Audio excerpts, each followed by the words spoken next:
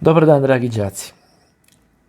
Dok se Evropa razvijala, otkrivala nove delove sveta, dok je reformisala društvo i počela da se razvija u moderno, savremeno društvo kako mi danas poznajemo, srpski narod se suočavao sa prvim decenijama života pod osmanskom vlašću. Danas se vraćamo na Balkan da vidimo kako srpski narod živi i kako se suočava sa ovom krizom.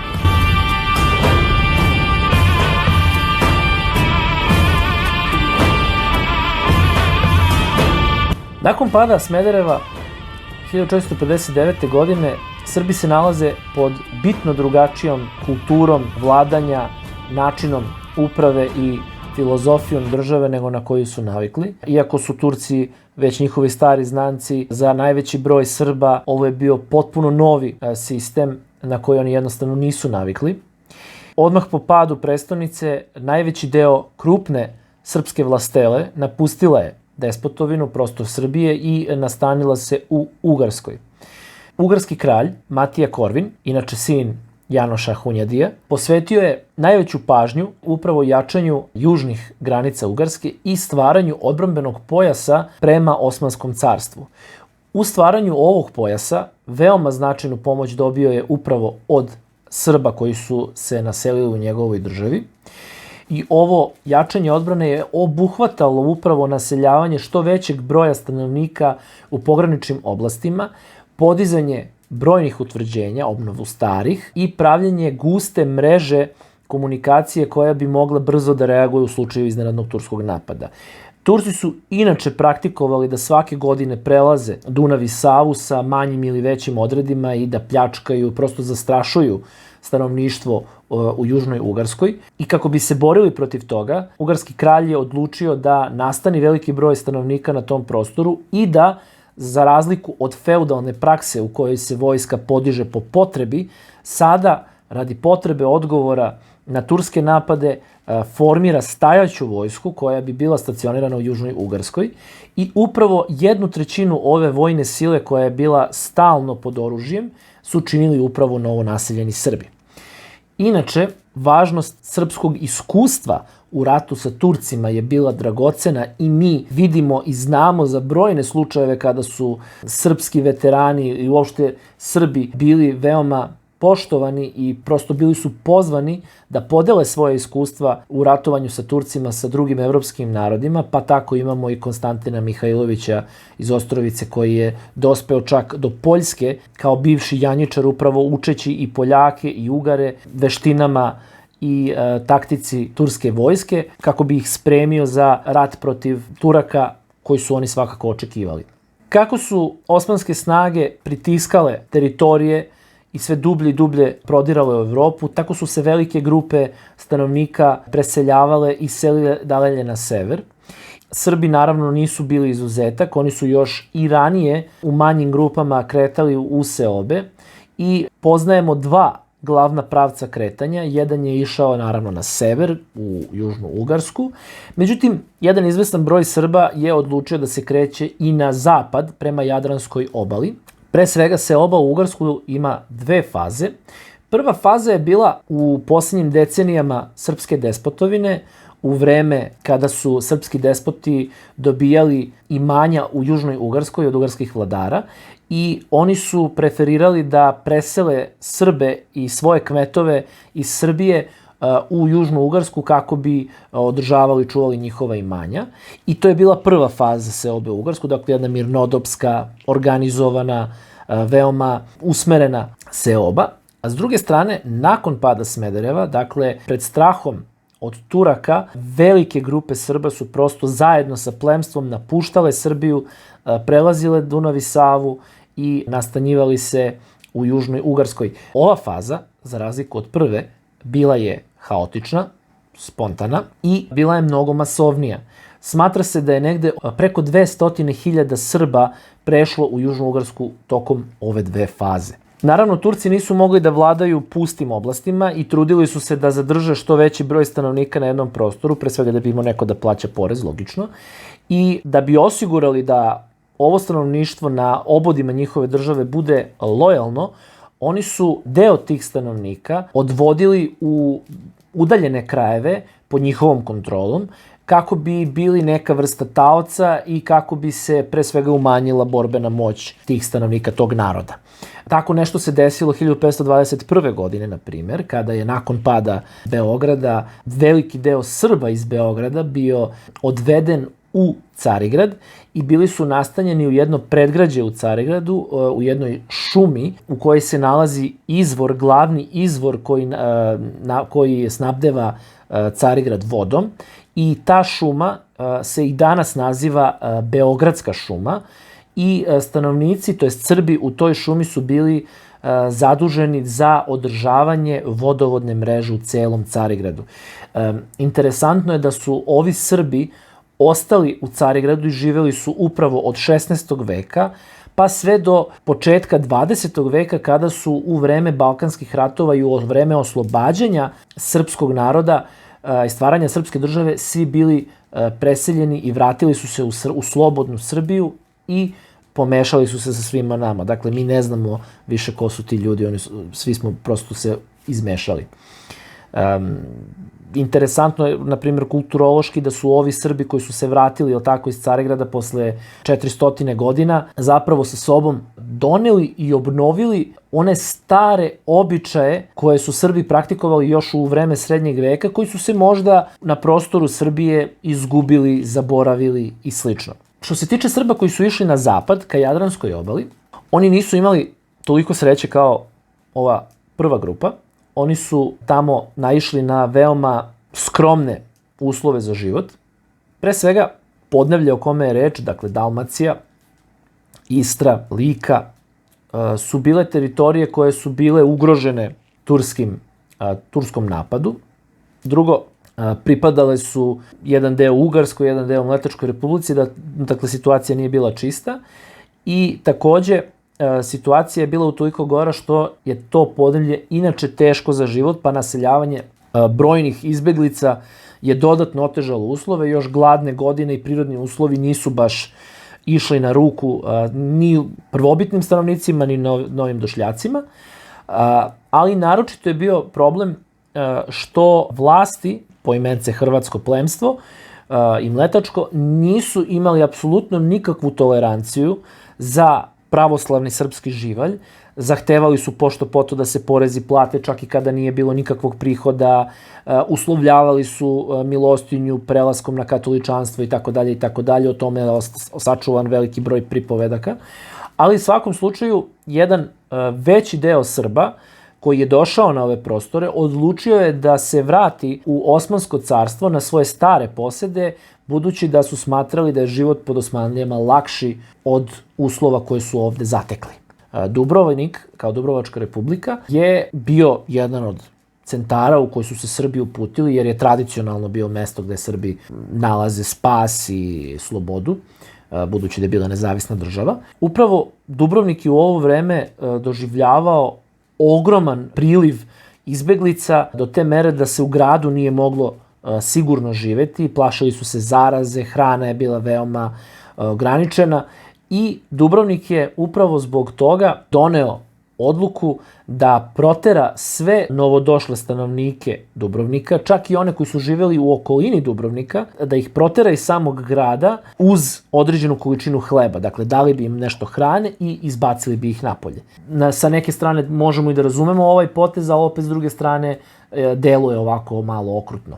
Sad, kada je reč o Ugarskoj, treba imati u vidu da Matija Korvin nije bio potpuno pasivan. Dakle, on jeste pripremao odbranu, ali je svakako bio spreman da i napadom pokuša da spreči eventualni upad Turaka u Ugarsku i postojao je plan da se neke od teritorija povrate, pa čak i da se obnovi srpska despotovina i tako dalje i tako dalje. Već 1463. godine on je izvršio pohod u Bosnu i uspeo je da povrati određene teritorije, čak uspeo je da formira dve banovine u Bosni, jednu oko Jajca i jednu oko Srebrenice.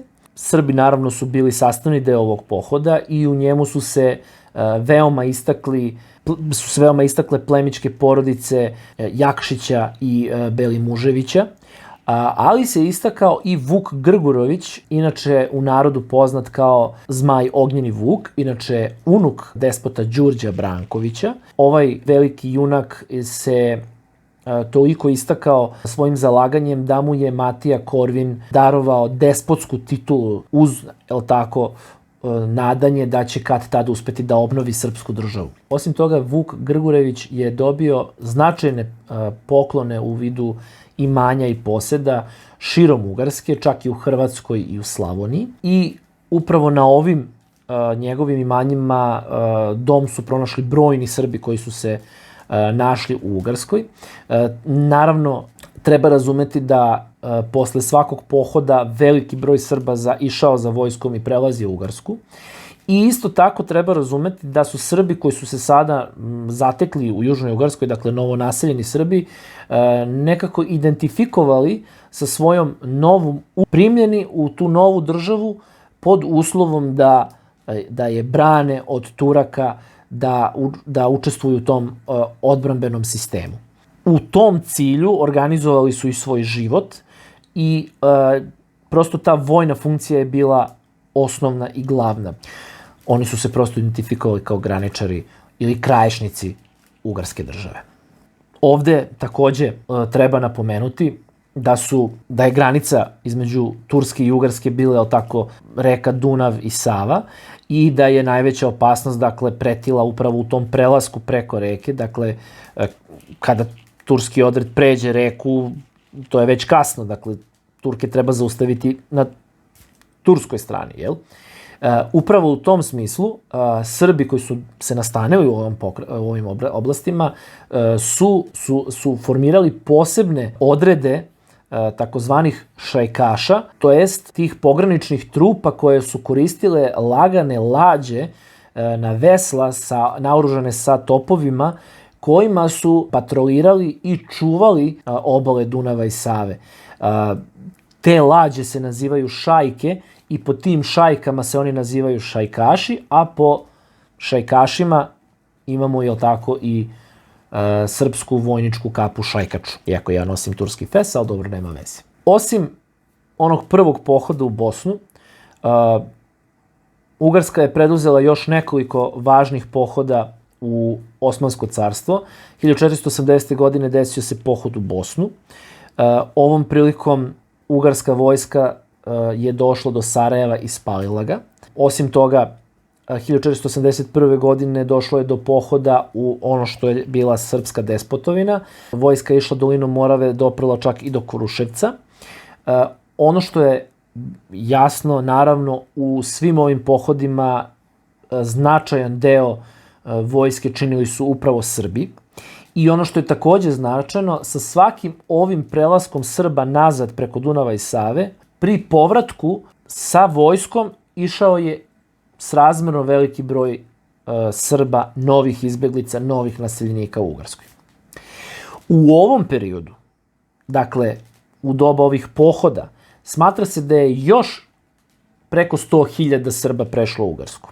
Samo pokušajte da razumete koliko je ovo bitno menjalo demografsku sliku Južne Ugarske, kada vi u razmaku od nekoliko decenija imate preko 300.000 pripadnika drugog naroda koji se naseljava na tom jednom prostoru.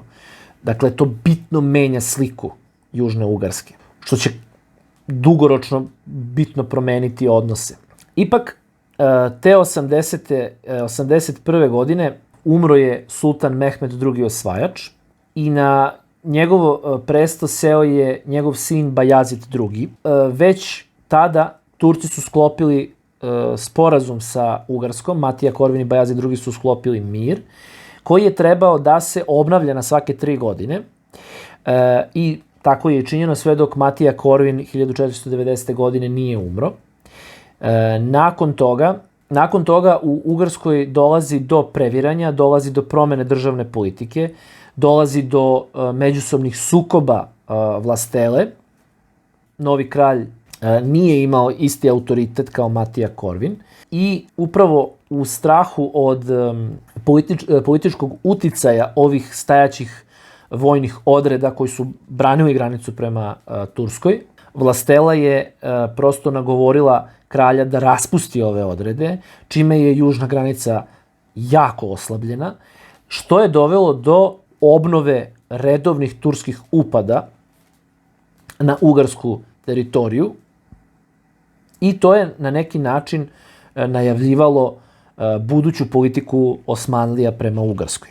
Koristivši ovu priliku, Osmanlije su ponovo upale u Bosnu i povratile kontrolu nad njom. Upadali su sada u Hrvatsku i došlo je do značajne bitke na Krbavskom polju u Hrvatskoj 1493. godine. Inače, Hrvati ovu bitku tretiraju slično kao što mi tretiramo Kosovo polje.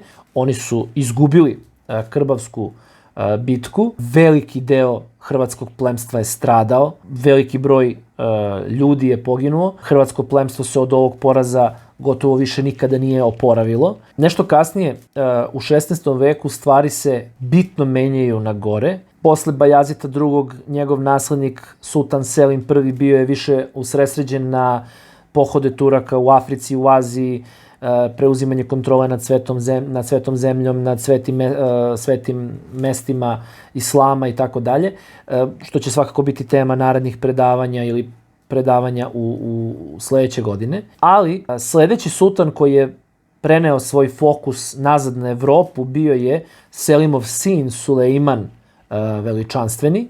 On je bio bitno drugačija ličnost. On je u prvoj godini svoje vladavine pokrenuo napade na prostoru Evrope. Odmah je zauzeo utvrđeni Šabac i upao u Srem. 1521. godine, već sam pomenuo, zauzet je Beograd i upravo je Sulejman naredio da se Srbi presele u Carigrad, stanovnici Beograda naravno.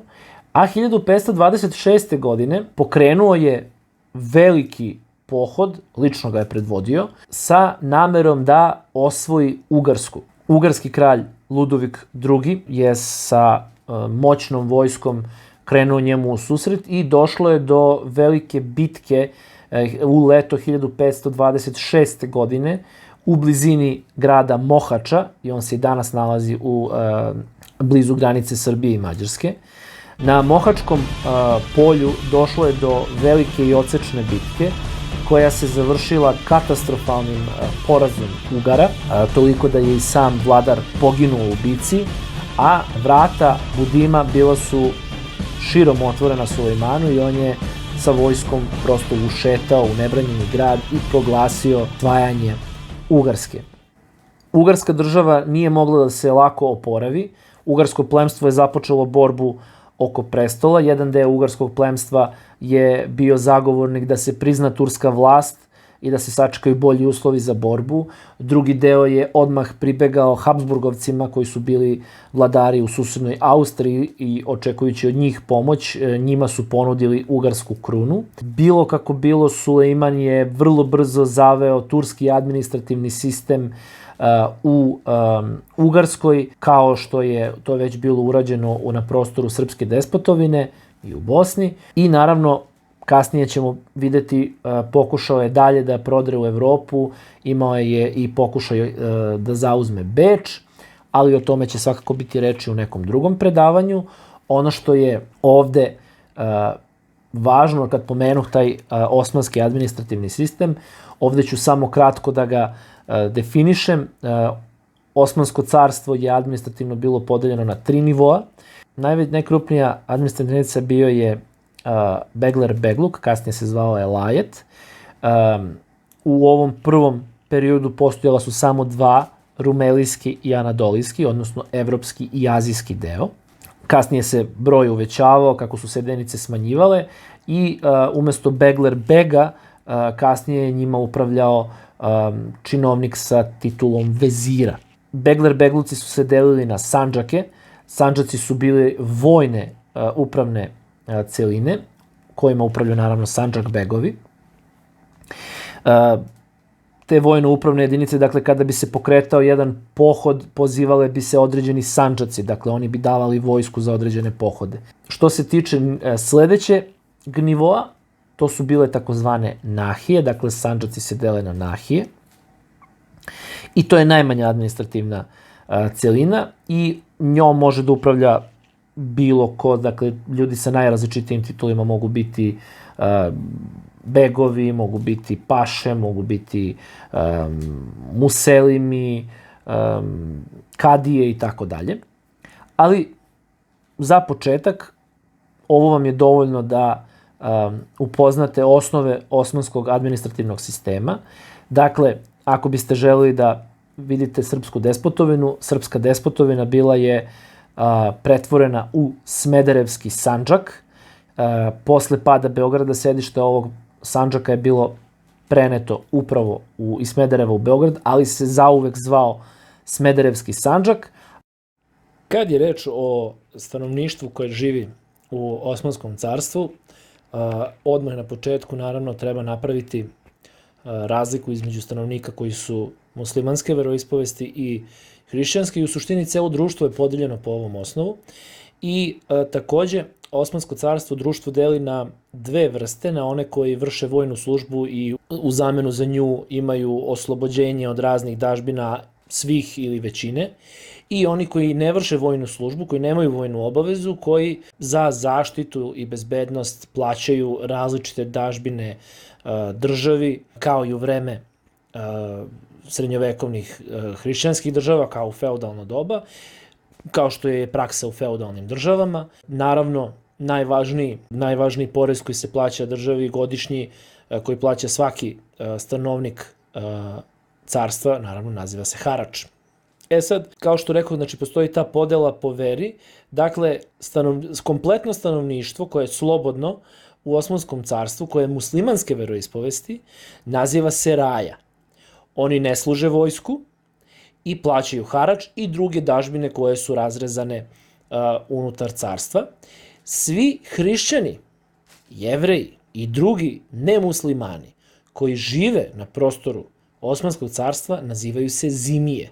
Oni takođe nemaju vojnu obavezu i u zamenu za redovno plaćanje dažbina imaju zaštitu Osmanske države i Osmanskog zakona. Sad, askeri su muslimani koji služe vojsku, koji imaju vojnu obavezu u različitim oblicima i oni su uglavnom oslobođeni dažbina ili imaju neke minimalne ili obavezne dažbine i naravno i ovde se stvari razlikuju u zavisnosti od prostora na kome žive. Dakle, ako žive u pograničnim oblastima koje su pod ratnom opasnošću, naravno ne plaćaju nikakve dažbine. Ako žive u unutrašnjosti zemlje, naravno imaju određene dažbine. I na drugoj strani, hrišćani koji se odlučuju da služe Osmanskoj državi i koji služe i obavljaju vojnu i drugu službu, se nazivaju različitim imenima, naravno u zavisnosti kakva im je ta služba, mogu biti vojnuci, derbendžije i vlasi. Odmah vam je jasno po samoj reči vojnuci da se radi o onim hrišćanima koji su inače bili sposobni ratnici i koji su želeli da se vojnom službom oslobode drugih finansijskih i naturalnih obaveza prema Osmanskoj državi. Najčešće plaćaju relativno malu dažbinu koja se naziva filurija ili džizija. Te dažbine su uglavnom formalne, simbolične, uglavnom se njima pokriva ta sloboda veroispovesti. Dakle, kao hrišćani plaćaju dažbinu kojim se dozvoljava da zadrže svoju veru. Ovo je dakle pregled stanovništva, naravno ono se menjalo kroz vreme, ali da biste mogli lepo da razumete kako funkcioniše Osmanska država, ovo vam je temelj za svaku dalju priču. Za sada je ovo dovoljno. Važno je da znate kuda su bili pravci srpskih seoba. Bitno je da se upoznate sa pokušajima da se srpska država obnovi i da se upoznate sa osnovama turskog administrativnog sistema pod kojim su Srbi živeli u narednih nekoliko vekova. To bi bilo sve. Za sada spremajte se za test i vidimo se. Svako dobro.